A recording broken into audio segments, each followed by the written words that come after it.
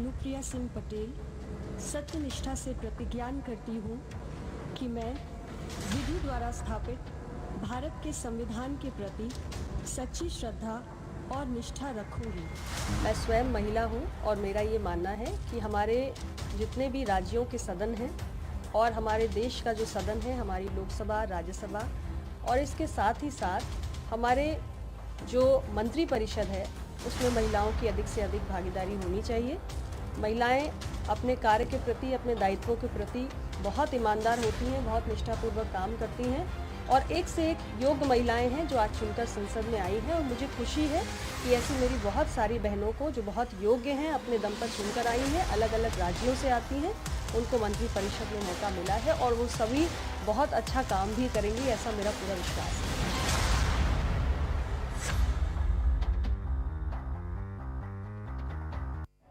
सहारा प्रणाम समय की खास पेशकश में आपका स्वागत है। मैं हूं भूपेश कोहली। आज हमारे साथ वो शख्सियत मौजूद हैं जिनको किसी परिचय की वो मोहताज नहीं है। Anupriya Patel, ministry of state for commerce and industries हमारे साथ मौजूद हैं। तमाम मुद्दों पर बातचीत होगी। कोरोना काल में एक अहम जिम्मेदारी मिली है अनुप्रिया जी को, और क्या चैलेंजेस रहेंगे, उत्तर प्रदेश में किस तरीके से आगे की रणनीति रहेगी, अपना दल को किस तरीके से वो और प्रमोट करेंगे, गठबंधन किसके साथ होगा, कोरोना काल में क्या चुनौतियां रही हैं, उन चुनौतियों से पार पाने में स्टेट गवर्नमेंट कितना सफल रही है, तमाम और मुद्दों पर बातचीत होगी। तो चलिए शुरू करते हैं। अनुप्रिया जी, बहुत बहुत स्वागत है आपका। सबसे पहले मैम जानना चाहेंगे, सबसे युवा मंत्री हैं आप और आपकी कार्यप्रणाली को हमेशा प्रधानमंत्री हों, उत्तर प्रदेश के मुख्यमंत्री हों, हमेशा से सराहा जाता है। अगर ये मंत्रालय आपको मिला है, इसके लिए आपकी क्या तैयारी है, आगे क्या चुनौतियां देखते हैं आप इस मंत्रालय में? देखिए, जहाँ तक मंत्रालय का सवाल है, सबसे पहले हमें समझना चाहिए कि सबसे बड़ी एक इस सदी की पैंडेमिक का सामना देश और दुनिया कर रही है और जहाँ एक तरफ पूरी दुनिया प्रिपेयर नहीं थी इसका सामना करने के लिए, वहीं हमारा देश भी तैयार नहीं था और इसलिए दुनिया की और देश की अर्थव्यवस्था को बहुत बड़ा झटका इस पैंडेमिक के कारण लगा है। लेकिन अच्छी बात यह है कि अब हमारी अर्थव्यवस्था धीरे धीरे पटरी पर आ रही है।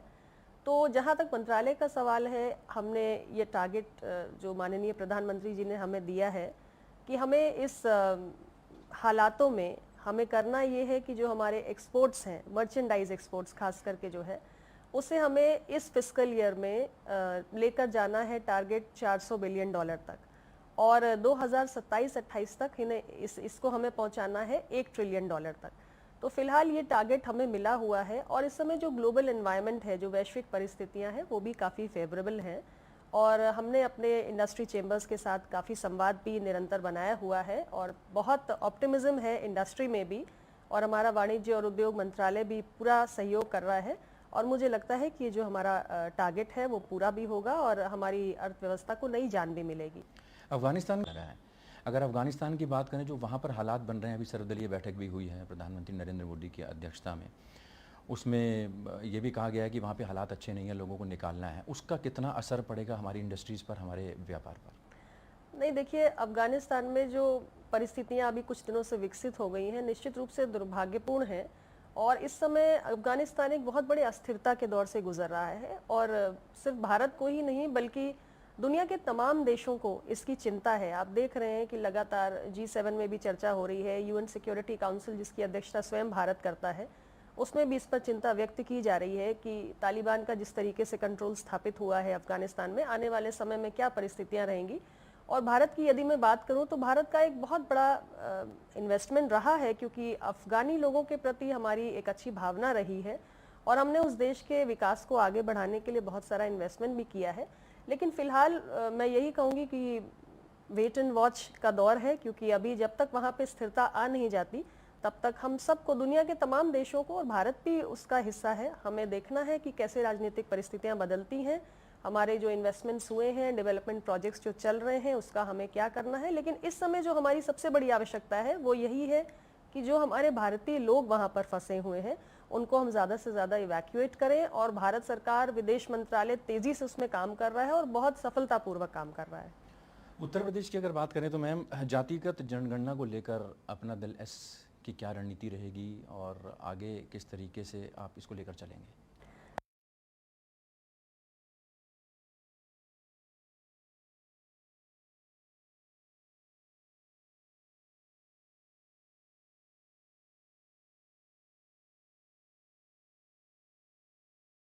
तो से ज़्यादा हमने स्थापित भी कर लिए हैं। तो और हमारे मुख्यमंत्री जी लगातार फील्ड पर थे, ज़िलों का दौरा कर रहे थे।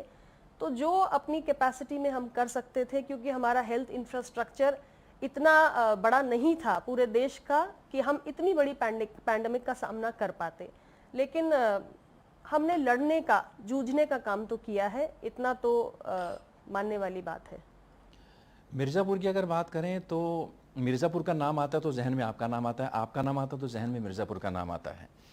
वहाँ की कॉन्स्टिट्यूएंसी, वहाँ के लोगों को कितना वक्त दे पा रहे हैं? इतना बड़ा मंत्रालय, इतनी बड़ी जिम्मेदारी, वहाँ के सांसद हैं आप, और वहाँ के लोग आगे भी जुड़े रहे हैं। आपने बताया कि ज़मीन स्तर पर अपना दल के कार्यकर्ता वहाँ पर काम कर रहे हैं। आपका कितना रेगुलरली जाना? अभी 5-6 दिन पहले ही मिर्ज़ापुर में थी मैं। एक दिन तो आशीर्वाद यात्रा निकाल रही थी और दूसरे दिन क्षेत्र में लोगों से मिलजुल रही थी। तो कॉन्स्टिट्यूएंसी मेरी कभी मुझसे दूर नहीं होती, ना मन से दूर होती है, ना फिजिकली दूर होती है। मैं अपनी कॉन्स्टिट्यूएंसी, ये पहली बार नहीं है, मैं तो पिछले कार्यकाल में भी राज्य मंत्री रही हूँ स्वास्थ्य विभाग में। तो मैंने अपने कॉन्स्टिट्यूएंसी में एक मेडिकल कॉलेज की स्थापना कराई, डायलिसिस सेंटर बना, मातृ और शिशु अस्पताल बना। तो मेरे डेवलपमेंटल इनिशिएटिव जो हैं वो भी कॉन्स्टिट्यूएंसी में लगातार पहुंचते हैं, मैं खुद भी पहुंचती हूँ। तो हमारा सब काम चलता है, हमारा मंत्रालय का भी काम चलता है, पार्टी संगठन का भी काम चलता है, सरकार का भी काम चलता है, और कॉन्स्टिट्यूएंसी से कभी दूरी नहीं। मिर्ज़ापुर की जो सीरीज आई थी उस पे आप थोड़ा सा खफा दिखाई दी, कट्टे, गोला बारूद और वो सब जो देखिए, बातें ऐसा है, मेरा जो क्षेत्र है मिर्ज़ापुर, बहुत ही शांत इलाका है ये, और बहुत खूबसूरत इलाका है। जो लोग कभी गए नहीं है मिर्ज़ापुर, वो मिर्ज़ापुर के बारे में नहीं जानते हैं। चुनार का खूबसूरत किला है, इतने बेहद खूबसूरत, मैग्निफिसेंट वहाँ पे वाटरफॉल्स हैं। आप जाएंगे तो वहाँ की खूबसूरती का एहसास होगा। पहाड़ है, नदियाँ हैं, जंगल हैं, और माँ विंध्यवासिनी का दरबार है। और अभी माननीय गृह मंत्री जी, माननीय मुख्यमंत्री जी वहाँ पर पहुँचे, विंध्याचल का पूरा कॉरिडोर वहाँ विकसित आ रहा है, देश दुनिया के दर्शनार्थी वहाँ पर आते हैं। और पिछले कार्यकाल में हमारा जो मोदी सरकार का कार्यकाल रहा और यूपी सरकार का हमारा 2017 से जो कार्यकाल रहा, बहुत सारी विकास की परियोजनाएं भी वहाँ पर पहुँची। तो मिर्ज़ापुर इतना खूबसूरत है, इतना शांति प्रिय है, और आप एक ऐसा वेब सीरीज लाएंगे जिसमें आप ऐसी इमेज बना देंगे, क्योंकि मुझसे आकर लोग पूछने लगे थे जो कभी मिर्ज़ापुर गए नहीं है कि ऐसा है क्या मिर्ज़ापुर। तो मुझे लगता था कि ये मेरे मिर्ज़ापुर की क्या छवि खराब बन रही है। तो इसलिए ज़रूर उस पर मेरी आपत्ति रही है। मैम, राम मंदिर कितना बड़ा मुद्दा रहेगा इन चुनावों में? ये देखिए, राजनीति का विषय तो न कभी था न है, आस्था का विषय है, और बहुत सारे लोगों की आस्था थी, बहुत सारे लोगों की चाहत थी। सुप्रीम कोर्ट ने फैसला किया, मंदिर बनके तैयार हो रहा है। लेकिन जहाँ तक हमारे उत्तर प्रदेश की चुनावी राजनीति की बात है, तो मुझे लगता है कि सरकार ने विकास के दृष्टिकोण से जो एक नई पहचान राज्य को दी है, उसका निश्चित रूप से हमें लाभ मिलने जा रहा है। जो लोग आरोप लगाते थे कि मंदिर वहीं बनाएंगे, तारीख नहीं बताएंगे, इस तरीके के स्लोगन्स भी आते थे, उनको कुछ कहना मैंने चाहेंगे फिर कहा, ये आस्था का विषय है। आज लोग देख रहे हैं कि उनके सामने बन रहा है, और उससे ज़्यादा हमारे प्रदेश की एक नई पहचान बन रही है। ये अपने आप में बहुत महत्वपूर्ण है, क्योंकि इतना बड़ा राज्य है और इतनी सारी उम्मीदें हैं। और मैंने फिर कहा कि देश की राजनीति में बहुत बड़ी भूमिका है।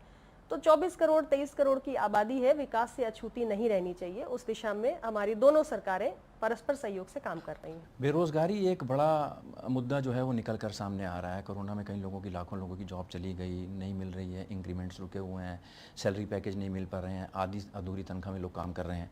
ऐसे में अनुप्रिया पटेल अपने कॉन्स्टिट्यूएंसी में या उत्तर प्रदेश में बेरोजगारी को दूर करने के लिए क्या कुछ कदम उठा रही हैं? स्मॉल स्केल इंडस्ट्रीज़ को आगे बढ़ाने के लिए क्या स्ट्रेटेजी मैम? देखिए, ये सच है कि कोरोना पैंडमिक में बहुत सारे लोगों की नौकरियां गई और पूरी अर्थव्यवस्था में एक गिरावट आई। लेकिन जैसा कि मैंने पहले भी कहा कि अब ग्रीन शूट्स दिखाई पड़ रहे हैं, और जॉब क्रिएशन ज़्यादा से ज़्यादा हो, इसके लिए सरकार प्रयास भी कर रही है। हमारा अपना मंत्रालय स्टार्टअप्स को प्रमोट कर रहा है, और भारत दुनिया का सबसे बड़ा स्टार्टअप इकोसिस्टम बन चुका है। 50,000 से ज़्यादा रिकग्नाइज स्टार्टअप्स हैं हमारे यहाँ। उसके लिए हमने एक स्पेशल फंड स्कीम भी क्रिएट करी हुई है हमारे स्टार्टअप्स को प्रमोट करने की, कि जो युवा हैं, जिनके पास कोई स्किल है, वो आगे आएँ, अपना कोई स्टार्टअप शुरू करें। उसके लिए सब तरीके का सपोर्ट हमारी सरकार कर रही है। और हमारा मंत्रालय हमारी लोकल इंडस्ट्री कैसे बढ़े, उसके लिए भी विशेष काम कर रहा है। जैसे सरकार हमारी प्रोडक्ट लिंक इंसेंटिव स्कीम लेकर आई, तो उसके तहत हम ये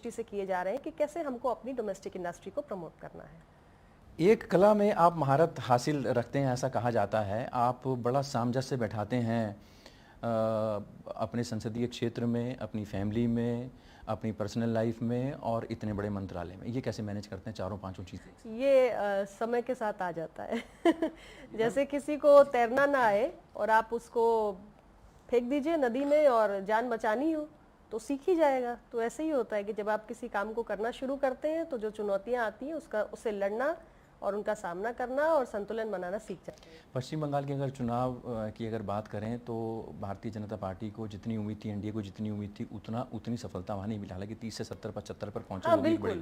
कोई प्रोग्रेस लेकिन तो हुई है। यहाँ ये कहा जा रहा है कि उत्तर प्रदेश का जो चुनाव हो वो सेमीफाइनल है पार्लियामेंट चुनाव का। वही उस तरह से आप भी देखते हैं? देखिए, घुमा फिरा के बात एक ही होती है कि उत्तर प्रदेश के ऊपर पूरे देश की निगाहें होती हैं और सबको लगता है कि देश की राजनीति तो उत्तर प्रदेश से ही तय होती है, क्योंकि 80 लोकसभा सीटें हैं, 403 विधानसभा सीटें हैं, तो हमारे विधानसभा का साइज इतना बड़ा है, पॉपुलेशन साइज इतना बड़ा है, वोटर साइज इतना बड़ा है, तो निश्चित रूप से ये एक भावना रहती है। और बड़ा चुनाव है, बड़ा प्रदेश है, उसके लिए तैयारी भी बड़ी है और सफलता भी बड़ी मिलेगी, इतना मैं कह सकती हूँ। उत्तर प्रदेश में ओबीसी को साधने में अब जुट गई हैं तमाम पॉलिटिकल पार्टीज और आपको मसीहा बताया जाता है। नहीं, ये तो अच्छी बात है। मैं क्या हूँ ये जनता को तय करने दीजिए, लेकिन इतना जरूर कहूंगी कि अपना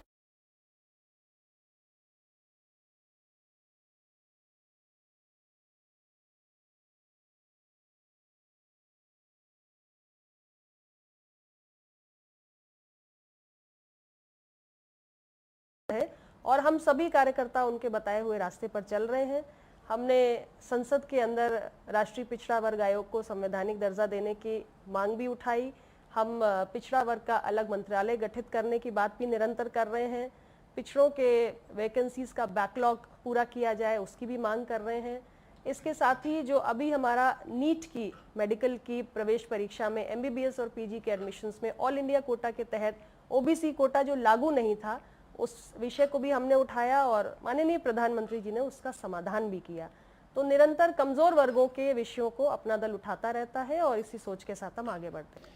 कृषि आंदोलन, किसानों का जो आंदोलन है वो कहीं ना कहीं एक बड़ा सिरदर्द रहा। पिछले कुछ महीनों में लगातार 11-12 दौर की बातचीत भी हुई केंद्रीय मंत्री नरेंद्र सिंह तोमर के साथ किसानों की, बावजूद उसके हल नहीं निकल पाया। लगता है आपको उत्तर प्रदेश चुनावों में कहीं ये जो आपकी एक्सपेक्टेशंस हैं उसमें कहीं ना कहीं खलल डाल सकता है? नहीं, देखिए, मैं पहले तो ये कहूँगी कि किसान हमारे देश के अन्नदाता हैं और हमारी सरकारों की संवेदनशीलता रहती भी है, रहनी भी चाहिए। किसानों के जो भी विषय हैं उनको हल करने का प्रयास भी होना चाहिए और सरकार ने बातचीत के दौर से ये प्रयास किया भी है। अभी भी मैं कहूँगी कि जो भी मुद्दे ऐसे हैं जिन पर किसी भी प्रकार के भ्रम की स्थिति है, सरकार बातचीत के लिए भी तैयार है और रास्ता निकालने के लिए भी तैयार है और बातचीत होनी भी चाहिए, रास्ते भी निकलने चाहिए। चलिए, हमसे बातचीत करने के लिए बहुत बहुत शुक्रिया अनुप्रिया पटेल जी।